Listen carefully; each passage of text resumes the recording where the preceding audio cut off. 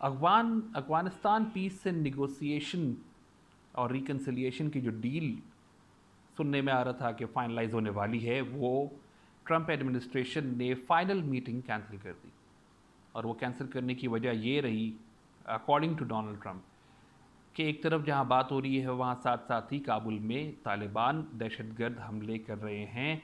और जो रीसेंट काबुल में जो अटैक हुआ उसमें नेटो फोर्सेस के यूएस आर्मी के सोल्जर्स भी मारे गए।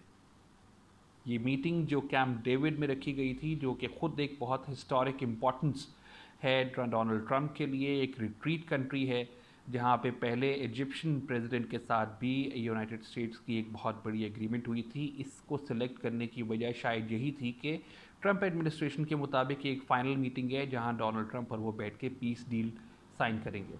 तालिबान ने ऐसा नहीं कहा था। तालिबान ने कहा था कि ये जो डील हमारी होगी ये कतर में अनाउंस की जाएगी, लेकिन ऐसा नहीं हुआ। बहुत सारे स्टेक होल्डर्स इसमें हैं, बहुत सारे रीजंस हैं कि आने वाला वक्त रीजनल सिक्योरिटी अब इस मामले को लेके किस तरह से चलेगा। पहले हम देख लेते हैं कि इसमें स्टेक होल्डर्स कौन थे। इसमें स्टेक होल्डर्स जो ऑफिशियली अनाउंस स्टेक होल्डर्स थे वो थे चाइना, यूनाइटेड स्टेट्स और तालिबान। पाकिस्तान का रोल इसमें एज ए फैसिलिटेटर रहा है और पाकिस्तान आज भी उसकी फैसिलिटेशन कर रहा है। ये सारी मीटिंग्स जो हो रही हैं इसमें पाकिस्तान ने फैसिलिटेशंस की हैं, अरेंजमेंट्स की हैं, तालिबान को कन्विंस किया है निगोशिएट करने के लिए, बातचीत करने के लिए, और ये बहुत इम्पॉर्टेंट रोल रहा है। लेकिन पाकिस्तान इसमें मेजर स्टेक होल्डर नहीं था, पार्टिसिपेंट नहीं था, जो कि आज के हालात में समझ आती है, क्योंकि जब से पाकिस्तान ने ख़ुद तालिबान के ख़िलाफ़ ऑफेंसिव शुरू किया है तब से पाकिस्तान की वो स्टैंडिंग तालिबान के सामने नहीं रही है। लोग समझते हैं कि पाकिस्तान का इन्फ्लुएंस बहुत इम्पॉर्टेंट है और वो उसकी वजह सिर्फ एक है, वो ये कि पाकिस्तान के अलावा और कोई है नहीं जो तालिबान से इतना करीब रहा हो। सोवियत वॉर के बाद से पाकिस्तान का रीजन जो पहले फेडरली एडमिनिस्ट्रेटेड ट्राइबल एरियाज था वो एक तालिबान सेफ हेवन हुआ करता था। पाकिस्तान ने आर्मी पब्लिक स्कूल के बाद उनके ख़िलाफ़ एक्शन लिया और उन सबको वहाँ से वाइप आउट किया। उसके बाद से पाकिस्तान का इन्फ्लुएंस तालिबान के ऊपर वैसा नहीं है जैसा समझा जाता है, लेकिन क्योंकि थोड़ा सा इन्फ्लुएंस भी बहुत इम्पॉर्टेंट है और पाकिस्तान की रिप्लेसमेंट में कोई और ऐसा मुल्क है नहीं जिसका इस तरह का भी 1% अगर इन्फ्लुएंस है तो वो कोई और मुल्क है नहीं जिसका हो। इसी वजह से पाकिस्तान की वैल्यू को इग्नोर नहीं किया जा सकता। पाकिस्तान ने अपना रोल अदा किया, निगोसिएशंस करवाईं, लेकिन ये निगोसिएशन सिर्फ एक टियर की नहीं थी, दो मुख्तलिफ प्लेटफॉर्म्स इसके ऊपर एक्टिव थे। अफगानिस्तान जो कि एक रीजन रहा है इंटरेस्ट, वेस्टेड इंटरेस्ट को यूटिलाइज करने, अब मुख्तलिफ ममालिक के वेस्टेड इंटरेस्ट को केटर करने के लिए, उसकी हिस्ट्री ही ये है। चाहे वो सोवियत वॉर में देखें, वहाँ पे दूसरे ममालिक की अफवाज आई हैं और उन्होंने उनके साथ मिल के या उनको यूज़ करके उन दूसरे ममालिक के ख़िलाफ़ जंगें लड़ी हैं और उसके बाद उनको वैसी हालत में ही छोड़ के चले गए। मैं रेफ़र कर रहा हूँ सोवियत यूनियन वाले टाइम के, जिसमें अमेरिका, जिसने पाकिस्तान के साथ मिल के अफ़गानिस्तान के अंदर सोवियत यूनियन के ख़िलाफ़ जंग लड़ी थी और उसके रिज़ल्ट में सोवियत यूनियन टुकड़ों में टूट गया था, लेकिन जिसको इस्तेमाल किया था उसको छोड़ के चले गए थे। यूएस एडमिनिस्ट्रेशन आज ये बात मानती भी है कि उन्होंने उस वक्त उनका हाथ छोड़ दिया था, जबकि उनका हाथ पकड़ के रखना चाहिए था। डेवलपमेंट होनी चाहिए थी वहाँ पे, ह्यूमन डेवलपमेंट होनी चाहिए थी, प्रोग्रेस होनी चाहिए थी, जो कि नहीं हो पाई। तो पाकिस्तान का रोल क्लियर है, कम है लेकिन क्लियर है, बहुत इम्पॉर्टेंट और डायरेक्शन है, इसलिए बहुत पिवटल है, बहुत ही ज़रूरी है इस मामले के लिए। साथ साथ ही तालिबान की डिमांड्स हमें देखनी पड़ेंगी, बहुत इम्पॉर्टेंट है। तालिबान की डिमांड्स में से पहली डिमांड ये थी कि जब तक फॉरेन फोर्सेस अफ़गानिस्तान में मौजूद रहेंगी किसी तरह की बातचीत नहीं होगी। उनकी ये डिमांड आज भी वहीं की वहीं है और कहा यह जा रहा है कि ये ट्रंप एडमिनिस्ट्रेशन ने जब फैसला किया कि हम कैंप डेविड में मिलेंगे और ये पीस डील की फ़ाइनल अनाउंसमेंट करेंगे, तो तालिबान इस चीज़ के ऊपर राज़ी नहीं थे। तालिबान ने कहा, और उनके स्पोक्स पर्सन की स्टेटमेंट भी है, कि अभी और ममालिक में इंटरनेशनल फोरम्स के ऊपर हमारी बातचीत होनी थी, लेकिन ये अनाउंसमेंट जल्दी आ गई।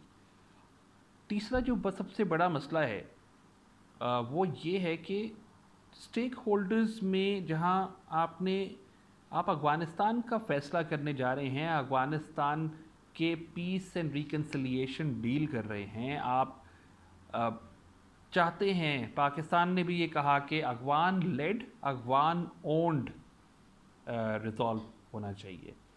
लेकिन क्या मज़ेदार बात है कि अफ़गानिस्तान की गवर्नमेंट ही उस स्टेक होल्डर में नहीं थी। जहां अफ़गान गवर्नमेंट, अफ़गानिस्तान के लोगों की रिप्रेजेंटेटिव आपकी इस ongoing so called peace and reconciliation deal में मौजूद ही नहीं है, जिसमें से एक पार्टी जो तालिबान है वो उनसे बात ही नहीं करना चाहते, ऐसी डील को लेके आप क्या हासिल कर पाते? हल नहीं होना था। मैंने बहुत पहले से ये कहा था कि ये मामला आपको लगता है कि हल होने जा रहा है, क्योंकि इस मामले को लेके भी हिस्ट्री दोबारा रिपीट हो रही है। एक मुल्क अपने वेस्टेड इंटरेस्ट को, अपनी एक बहुत सालों की स्ट्रगल को, जिसको लेके वो दुनिया को जस्टिफाई नहीं कर पा रहा, यूनाइटेड स्टेट्स अपनी वॉर को सक्सेस में ट्रांसफॉर्म नहीं करवा पा रहा, उसको शोकेस नहीं कर पा रहा अफगानिस्तान में, और वो ये जस्टिफाई भी नहीं कर पा रहा कि नेटो फोर्सेस अब वहाँ कर क्या रही हैं, और अगर बैठी हैं वहाँ पे तो पिछले इतने सालों से वहाँ तालिबान इंसर्जेंसी क्यों नहीं रुक रही?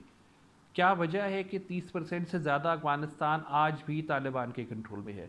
ये सब मामला लेके यूनाइटेड स्टेट्स के ऊपर सवालात अब खड़े होते हैं, और वो भी डोमेस्टिकली खड़े होते हैं। इनके जवाब उनके पास नहीं है, तो वो बर्डन शिफ्ट करना होता है कई दफ़ा पाकिस्तान के ऊपर, कई दफ़ा और लोगों के ऊपर। तो ये निगोसिएशंस जब आप अफ़गान तालिबान से करेंगे और वो ये कहेंगे कि हम अफ़गान गवर्नमेंट को इसमें शामिल नहीं करना चाहते, तो आप इस मसले का हल कैसे निकालेंगे? ये थ्योरी शायद यूनाइटेड स्टेट्स को ही मालूम होगी या फिर पाकिस्तान को ही मालूम होगी, क्योंकि इस तरह से किसी भी मसले का हल, किसी भी मुल्क का हल नहीं निकलता। आपके सामने कश्मीर की मिसाल है। कश्मीर में 2 स्टेक होल्डर्स नहीं हैं, 3 हैं, पाकिस्तान, इंडिया और कश्मीरी खुद। जो कश्मीरी बात खुद करते हैं वो बात कहीं सामने नहीं आती। किसी कश्मीर कमेटी में कश्मीर का कोई रिप्रेजेंटेशन नहीं है।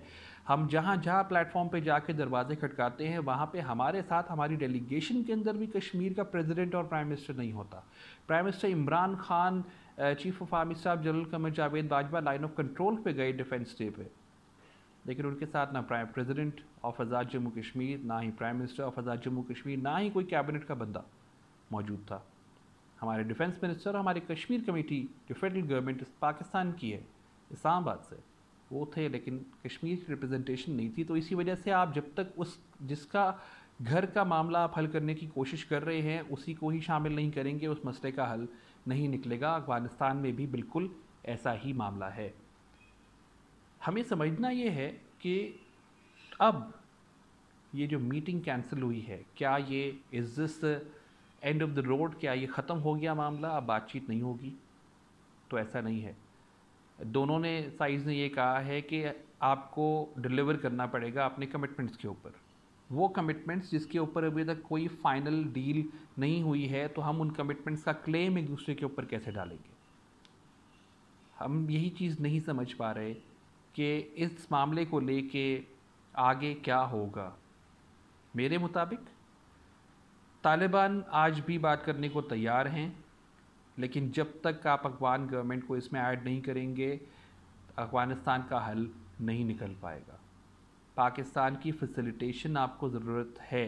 पाकिस्तान ने पहले जहाँ तालिबान को निगोशिएट करके मनाया है, दोबारा भी मना सकता है। डील काफ़ी हद तक कंक्लूजन की तरफ थी, फाइनल नहीं हुई थी। डोनाल्ड ट्रंप की ये गलती है कि उन्होंने कैंप डेविड में फाइनली अनाउंस कर दिया, जबकि अभी तक डील का ड्राफ्ट भी फाइनल नहीं हुआ था, उसके ऊपर भी बातचीत अभी बाकी थी। दूसरी बात यह कि तालिबान, आप क्या ये भी देखने की ज़रूरत है कि क्या तालिबान का जो फैक्शंस हैं, वहाँ बहुत सारे फैक्शंस हैं। आप ऐसे हालात में बात कैसे कर सकते हैं एक ग्रुप से, तालिबान से, जहां वो सब आए दिन काबुल में धमाके होते हैं, और आपको सिर्फ ख्याल बातचीत ख़त्म करने का तब आता है जब आपके सोल्जर, यूनाइटेड स्टेट्स के सोल्जर उसमें मारे जाते हैं। आपको तब ख्याल नहीं आया जब ढेर की ढेर लाशों के लग गए एक शादी के हॉल में। एक शादी के हॉल में अटैक होता है और वहाँ पे ये धमाका होता है और वहाँ लोग मारे जाते हैं, शहीद होते हैं, वो भी तालिबान करते हैं। वहाँ पे इस तरह के बहुत सारे वाक़यात हो ही जाते हैं और आप बातचीत जारी रखते हैं। तो इन तरह की चीज़ें जब होती हैं तो अफ़गानिस्तान में मौजूद लोग अपने सेंटिमेंट्स को समझना शुरू कर देते हैं। वो ये समझ जाते हैं कि आप अपने इंटरेस्ट के ऊपर आए हैं, जैसे आप पहले आए थे। आप उनको इस्तेमाल करने आए हैं जैसे आप पहले आए थे। आप अभी भी उनको इस्तेमाल करेंगे और उनको छोड़ के चले जाएंगे जैसे आप पहले छोड़ के चले गए थे। पहले तो वो फ़ायदा नहीं उठा पाए थे, अब बहुत सारे अफ़गानिस्तान में ऐसे लोग हैं जो अरबोपति बन गए हैं ये नेटो फोर्सेस के साथ काम करके इन सालों के अंदर। तो उनको ये फ़िक्र भी होती है कि जब वो चले जाएंगे तो हम फिर क्या करेंगे, इस दफ़ा क्या हम फिर से इस्तेमाल हो जाएंगे। तो ऐसा वो इस दफ़ा होने देने को तैयार भी नहीं है। तो आपको ना अफ़गानिस्तान के लोगों की सपोर्ट हासिल हो पा रही है, ना आपको अफ़गानिस्तान की गवर्नमेंट की सपोर्ट हासिल हो रही है, क्योंकि उनको तो आप खुद पूछ नहीं रहे, और ना ही आप तालिबान के साथ एक पूरी कॉम्प्रिहेंसिव कॉन्क्रीट डील के ऊपर जा पा रहे हैं। क्योंकि ये कहना कि तालिबान ने कुछ जो बात हो रही है तो उसके बाद हम इस्लामिक स्टेट को देखेंगे क्योंकि आईएस की प्रेजेंस भी वहाँ आ रही है, ये चीज़ें समझ नहीं आती। इन चीज़ों को आगे लेके चलना बहुत मुश्किल हो जाएगा। अफ़गानिस्तान की पीस डील फिर वो रहेगी नहीं, और अगर आप ये पीस डील कर भी लेते तो तब भी जब तक अफ़गान गवर्नमेंट की मर्ज़ी नहीं होगी, जो कि रिप्रेजेंटेटिव है वहाँ के लोगों की, आप किस तरह अफ़गानिस्तान में अमन लेके आएंगे। तो अपने इंटरेस्ट को लेके, वेस्टेड इंटरेस्ट को लेके जब तक अफ़गानिस्तान का इस्तेमाल होता रहेगा तब तक वहाँ अमन नहीं आएगा।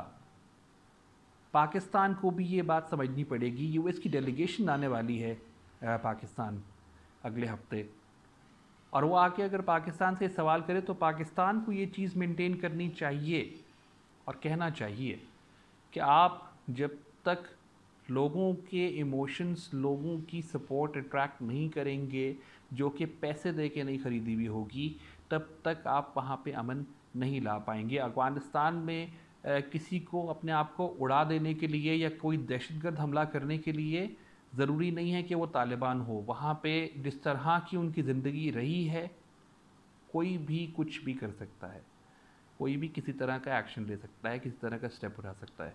तो हमें इस चीज़ को समझना पड़ेगा कि जब तक आप ये इस बेसिक टैगलाइन को, Afghan owned, Afghan led dialogue आप नहीं करेंगे, तब तक आपको किसी तरह का रिजॉल्व नहीं मिलेगा। और मत भूलिए कि ये डायलॉग एक तरफ ही नहीं हो रहा, ये डायलॉग एक और तरफ निगोसिएशंस और मीटिंग्स मॉस्को में भी चली हैं। तो रशिया दोबारा इस रीजन के ऊपर देख रहा है। ये तमाम मुल्क, चाहे रशिया हो, चाहे चाइना हो, चाहे पाकिस्तान हो, चाहे यूनाइटेड स्टेट्स हो, अगर आप अफ़गानिस्तान के अंदर अपने वेस्टेड इंटरेस्ट को केटर करने के लिए आप किसी तरह की डील ब्रेक करने की कोशिश करेंगे जो कि अफ़गानिस्तान के लोगों को कबूल नहीं होगी, तो ये मत भूलिए कि ये रीजन जैसा पहले ट्रबल्ड था वो उससे ज़्यादा ट्रबल्ड हो जाएगा।